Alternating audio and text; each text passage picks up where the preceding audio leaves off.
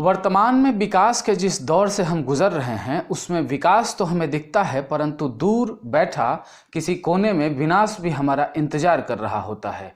नमस्कार, मैं हूं श्रीनिवास कुमार और आप YouTube पर मेरा चैनल श्रीनिवास कुमार देख रहे हैं। आज के वीडियो में 10th क्लास के अर्थशास्त्र की बात की जाएगी, जो 2 वीडियो से आप देखते आ रहे हैं। यानी 10th क्लास का अर्थशास्त्र में 2 वीडियो अपलोड कर चुका हूं। ये तीसरा वीडियो आपके समक्ष रख रहा हूं। आज के इस वीडियो में जिन टॉपिकों पे चर्चा होगी वो है सतत विकास यानी कि सस्टेनेबल डेवलपमेंट। देखेंगे हम आर्थिक वृद्धि और आर्थिक विकास यानी इकोनॉमिक ग्रोथ और इकोनॉमिक डेवलपमेंट में क्या अंतर है। आर्थिक नियोजन की बात की जाएगी, इकोनॉमिक प्लानिंग की बात की जाएगी और राष्ट्रीय विकास परिषद यानी नेशनल डेवलपमेंट काउंसिल की बात की जाएगी। तो बहुत ही महत्वपूर्ण है ये वीडियो, चूंकि 1 नंबर का सवाल 10th क्लास के अर्थशास्त्र में यहाँ से उठता ही उठता है। तो ध्यान रखिए, एक एक बिंदु पर मैं चर्चा करूंगा। सबसे पहला जो बिंदु है आज का वो है सतत विकास, सस्टेनेबल डेवलपमेंट। बात 1987 की है। 1987 में गारो हरलेम ब्रॉन्टलैंड, याद रखिएगा ये नाम, गारो हरलेम ब्रॉन्टलैंड ने अपना एक आवर कॉमन फ्यूचर करके एक रिपोर्ट जारी किया था, जिसे हम ब्रॉन्टलैंड कमीशन यानी कि ब्रॉन्टलैंड रिपोर्ट भी बोलते हैं, ब्रॉन्टलैंड आयोग भी बोलते हैं। तो इस व्यक्ति ने, ये व्यक्ति एक्चुअल में नॉर्वे के रहने वाले हैं और इन्होंने जो रिपोर्ट जारी किया वो रिपोर्ट पूरे दुनिया में तहलका मचा गया, क्योंकि उस रिपोर्ट में एक विकास की नई परिभाषा दी गई थी या विकास के नए आयाम बांधे गए थे। नाम था सतत विकास, या इसे आप कह सकते हैं सतत पोषणीय विकास या सिर्फ पोषणीय विकास भी इसे आप कह सकते हैं। इंग्लिश में सस्टेनेबल डेवलपमेंट ही आपको हर जगह देखने को मिलेगा। तो ये 2 नंबर का सवाल आता है इकोनॉमिक्स में कि सस्टेनेबल डेवलपमेंट क्या है, सतत विकास या पोषणीय विकास क्या होता है। तो ब्रॉन्टलैंड के द्वारा दिया गया ये विकास की परिभाषा उनके रिपोर्ट आवर कॉमन फ्यूचर से लिया गया है। अब इस रिपोर्ट में क्या कहा गया कि सतत विकास क्या है। वर्तमान में जिस विकास को आप देख रहे हैं उस विकास में विकास तो है, परंतु साथ साथ विनाश भी है। परंतु इस सतत विकास की परिभाषा में विकास ही विकास है, विनाश का कहीं नामो निशान नहीं है। यानी कि ये एक ऐसे विकास की परिभाषा है जिसमें विकास तो होता हो परंतु विनाश नहीं होता हो या विनाश की संभावना अत्यंत ही कम हो। परिभाषा क्या है, परीक्षा में कैसे लिखना है वो ध्यान दीजिए। एक ऐसा विकास जिसमें भविष्य में आने वाली पीढ़ियों की आवश्यकता पूर्ति को प्रभावित किए बिना वर्तमान पीढ़ी द्वारा अपनी आवश्यकता की पूर्ति की जाती हो। अर्थात ये महत्वपूर्ण है, अर्थात केवल वर्तमान पीढ़ी ही नहीं बल्कि भावी पीढ़ी को भी ध्यान में रखकर किया गया विकास सतत विकास, सस्टेनेबल डेवलपमेंट कहलाता है। अगर परिभाषा आप याद कर सकते हैं तो आप इतनी चीजें याद कर लें। ये मुख्य कोटेशन है, ये मुख्य परिभाषा है इसकी। अब इसको समझने की कोशिश कीजिए। आप समझना ये है कि ये विकास की ऐसी परिभाषा है जिसमें यह कहा जा रहा है कि वर्तमान पीढ़ी की आवश्यकता को पूरा किया जाए, साथ ही भविष्य में जो पीढ़ी आने वाली है उसके भी आवश्यकता के संसाधन सुरक्षित रखे जाएं। यानी उसका भविष्य भी सिक्योर रहे और वर्तमान का वर्तमान भी सिक्योर रहे। ये दोनों बैलेंस, ये दोनों के बीच का बैलेंस बना के जो विकास किया जाएगा वो है सतत विकास, लगातार विकास, जिसमें विकास रुकता नहीं हो, विकास के साथ विनाश नहीं हो, वो है सतत विकास। अर्थात ये एक ऐसा विकास है जिसमें विकास तो होता है परंतु विनाश नहीं होता, और ये विकास लगातार चलने वाला विकास है, भावी पीढ़ी को ध्यान में रखकर किया गया विकास है, जिसमें वर्तमान पीढ़ी की आवश्यकता भी पूरी होती है और आने वाला जो कल है, आने वाली जो पीढ़ी है, आने वाला जो भविष्य है, उसके भी आवश्यकता पूर्ति का ख्याल रखा जाता है। तो बहुत ही इम्पोर्टेंट ये टॉपिक है सतत विकास, सस्टेनेबल डेवलपमेंट। वर्तमान में बहुत सारी सरकारें विश्व की इसी विकास के पैमाने को लेके चल रही है। अब जरा सिंपल सा समझिए, आप उदाहरण से सपोज कीजिए कि आप सरकार सड़क बनवा रही थी आज के 20 साल 25 साल पहले। तो सड़क बनने में क्या प्रक्रिया थी कि आसपास का जो भी वृक्ष होता था उसको काट दिया जाता था। बाद में लगे न लगे बाद की बात है, लेकिन अगर इस सस्टेनेबल डेवलपमेंट के तहत विकास किया जा रहा है तो वृक्ष को बचाने की कोशिश की जाएगी, अर्थात तीसरा रास्ता निकाला जाएगा जिसमें सड़क भी बन जाए और वृक्ष भी न कटे। ये है सतत विकास। परंतु जो पहले आज के 20 साल पहले हो रहा था कि वृक्ष अंधाधुंध काटो, ये आज भी कमोबेश देखने को मिल रहा है कि वृक्ष काट दो और सड़कें बना दो। तो एक तरफ सड़क विकास हुआ और दूसरे तरफ वृक्ष कटा, वो विनाश हुआ। तो दोनों साथ साथ चल रहा था। लेकिन आज के समय में सरकारें कोशिश कर रही हैं कि हम सतत विकास करें, अर्थात काम भी हमारा हो जाए, विकास के कार्य भी हों और पर्यावरण और संसाधनों को कोई क्षति भी नहीं हो। ठीक है, आप समझ चुके होंगे इस परिभाषा को। अब आते हैं दो अन्य शब्दों पर। ये शब्द हैं, एक शब्द है आर्थिक वृद्धि यानी कि इकोनॉमिक ग्रोथ, और दूसरा शब्द है आर्थिक विकास यानी कि इकोनॉमिक डेवलपमेंट। अमूमन ये दोनों शब्द आम भाषा में समान रूप में ही प्रचलित हो जाते हैं, या हम कह देते हैं कि फलाने देश का आर्थिक वृद्धि हुआ, किसी देश का आर्थिक विकास हुआ, तो ये शब्द कॉमन सा उपयोग किया जाता है। परंतु इन दोनों शब्दों में बहुत सारे अर्थशास्त्रियों के द्वारा अंतर बताया गया है, जिसकी चर्चा आपकी पुस्तक में भी है। तो क्या अंतर है दोनों में? आर्थिक वृद्धि और आर्थिक विकास में क्या अंतर है, यानी कि what is different between economic growth and economic development. तो श्रीमती उर्मिला हिक्स और डॉक्टर ब्राइट सिंह, ये दोनों अर्थशास्त्री हैं, साथ में और भी अर्थशास्त्री हैं। तो ये दोनों अर्थशास्त्री ये कहते हैं कि आर्थिक वृद्धि शब्द जो है इसका उपयोग हमेशा विकसित देशों के लिए किया जाता है या किया जाता है, किया जाएगा या होना चाहिए। आर्थिक वृद्धि यानी कि इकोनॉमिक ग्रोथ, जब भी आप बात करते हैं कि किसी देश की आर्थिक वृद्धि हो गई तो वो देश विकसित होना चाहिए। जैसे अमेरिका की चर्चा जब हम करेंगे तो हम कहेंगे कि अमेरिका का आर्थिक वृद्धि हुआ है। हम ये नहीं कहेंगे कि अमेरिका का आर्थिक विकास हुआ है, हम कहेंगे अमेरिका ने आर्थिक वृद्धि की है। परंतु जब विकासशील देश की बात करेंगे यानी कि भारत की बात करेंगे, चूंकि भारत विकासशील है, तो हम कहेंगे कि भारत का आर्थिक विकास हुआ है। तो आर्थिक वृद्धि आर्थिक विकास में अंतर मोटा मोटी ये है कि विकसित देश की जब चर्चा होगी तो उसमें शब्द आर्थिक वृद्धि आएगी, जबकि विकासशील देश की जब चर्चा होगी तो उसके लिए शब्द आर्थिक विकास आएगा। एक और शब्द है आर्थिक प्रगति। आर्थिक प्रगति इन दोनों शब्दों के लिए प्रयोग किया जाता है, या आर्थिक प्रगति जो शब्द है वो कॉमन है, जिसका प्रयोग आर्थिक वृद्धि यानी कि विकसित और विकासशील दोनों देशों के लिए किया जा सकता है।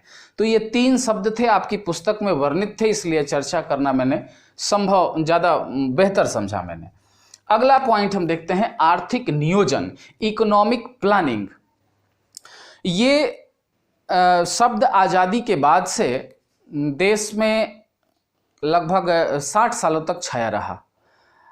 वर्तमान में भी कहा जा सकता है कि आर्थिक नियोजन की प्रक्रिया चल रही है, लेकिन जो प्रक्रिया पहले से चल रही थी उस प्रक्रिया में आमूलचूल परिवर्तन किए गए हैं।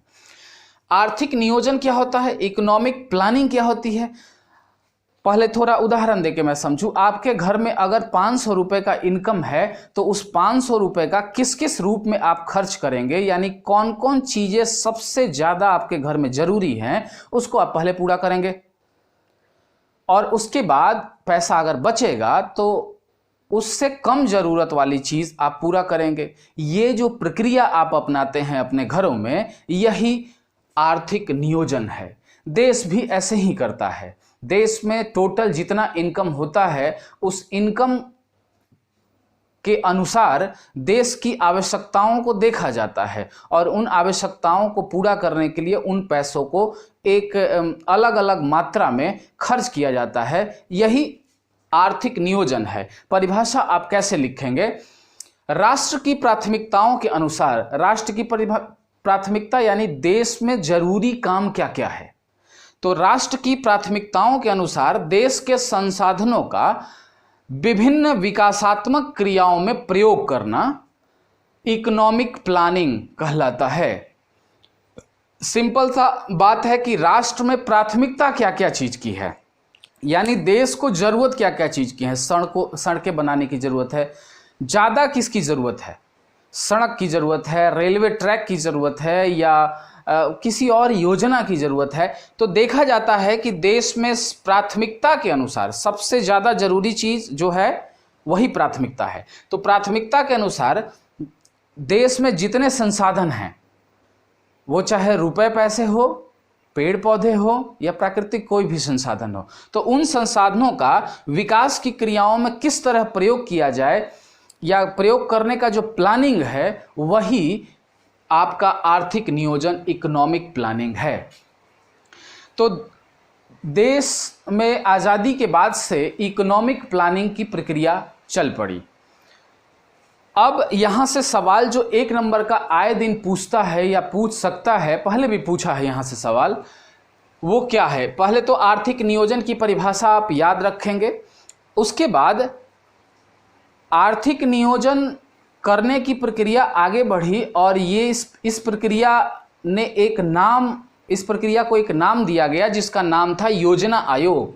ये योजना आयोग की नींव देश में 15 मार्च 1950 को पड़ी, यानी कि योजना आयोग का गठन 15 मार्च 1950 को किया गया। अब ये योजना आयोग क्या करता है? क्या करता था? योजना आयोग देश के लिए योजना बनाता था। आपने 5 वर्षीय योजना का नाम सुना होगा, 5 ईयर प्लानिंग। अब बंद हो चुका है, लेकिन आज के कुछ साल पहले तक वो योजना देश में चल रही थी।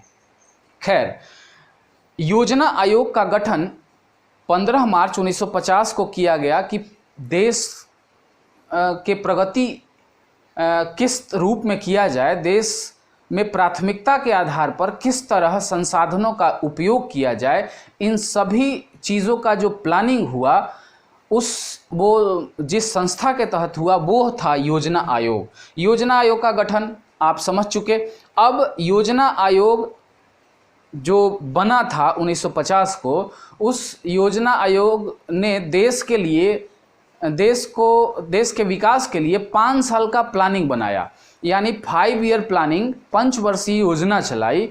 अब 5 वर्ष के लिए इस योजना आयोग के जो सदस्य होते थे वो देश में 5 वर्ष में क्या क्या विकास के कार्य होंगे उसकी एक योजना बनाते थे और उसी योजना पर 5 साल काम होता था। उस योजना के लिए पैसे भी अलग किए जाते थे और पूरा 5 साल उन्हीं योजनाओं पर काम होता था। फिर अगले 5 साल के लिए योजना बनाई जाती थी और उन पर पैसे खर्च करके उस योजना को अचीव किया जाता था, पाया जाता था, उस योजना को पूरा किया जाता था। तो यहाँ से क्वेश्चन आता है कि योजना आयोग का गठन कब हुआ, आप याद कर लेंगे। उसके बाद योजना आयोग के पादेन अध्यक्ष प्रधानमंत्री होते हैं। योजना आयोग के पादेन अध्यक्ष यानी कि योजना आयोग के अध्यक्ष जो होते हैं वो हमेशा प्रधानमंत्री ही होते हैं। देश का जो भी प्रधानमंत्री रहेगा वो योजना आयोग का अध्यक्ष रहेगा। उसके बाद एक और क्वेश्चन आता है कि सबसे पहले योजना आयोग के अध्यक्ष कौन थे? तो वो थे पंडित जवाहरलाल नेहरू। चूंकि पंडित जवाहरलाल नेहरू हमारे देश के प्रथम प्रधानमंत्री थे और उन्हीं के रीजन में योजना आयोग का गठन हुआ था, तो जब ये नियम बना दिया गया कि योजना आयोग के हमेशा पादेन अध्यक्ष यानी कि हमेशा अध्यक्ष देश का प्रधानमंत्री ही होगा, तो पंडित जवाहरलाल नेहरू देश के पहले प्रधानमंत्री थे, उन्हें योजना आयोग का पहला अध्यक्ष बनाया गया। अब बात आती है कि योजना 5 ईयर प्लानिंग की। पंचवर्षीय योजना कब से स्टार्ट हुआ? तो पंचवर्षीय योजना जो है, पहली योजना 1951 से 56 तक चली। 5 वर्ष ध्यान में रखिएगा, चूंकि इसलिए कह रहा हूं कि कई बार आपको 5 वर्ष न मिलके कुछ कम या ज़्यादा मिल सकता है या बीच में स्टॉप मिल सकता है। तो पहली पंचवर्षीय योजना 1951 से 56 तक चली, 5 वर्ष हुआ। दूसरी पंचवर्षीय योजना 56 से 61 तक चली, ये भी 5 वर्ष हुआ। उसके बाद तीसरी, चौथी, पांचवी ऐसे करते करते आगे बढ़ा है। एक अन्य योजना इंपॉर्टेंट है पंचवर्षीय योजना में, योजना नंबर 7, यानी कि 7वीं पंचवर्षीय योजना का कार्यकाल 1985 से 90 है। 10वीं पंचवर्षीय योजना का काल 2002 से 2007 है। 11वीं पंचवर्षीय योजना का काल 2007 से 2012 है और 12वीं पंचवर्षीय योजना का काल 2012 से 2017 है। तो ये जो इम्पॉर्टेंट पंचवर्षीय योजना का समय है वो आप ध्यान में रखेंगे, कम से कम पहली तो जरूर। पहली पंचवर्षीय योजना 51 से 56, ये आप याद रखेंगे, चूंकि यहाँ से 1 नंबर का सवाल बन सकता है।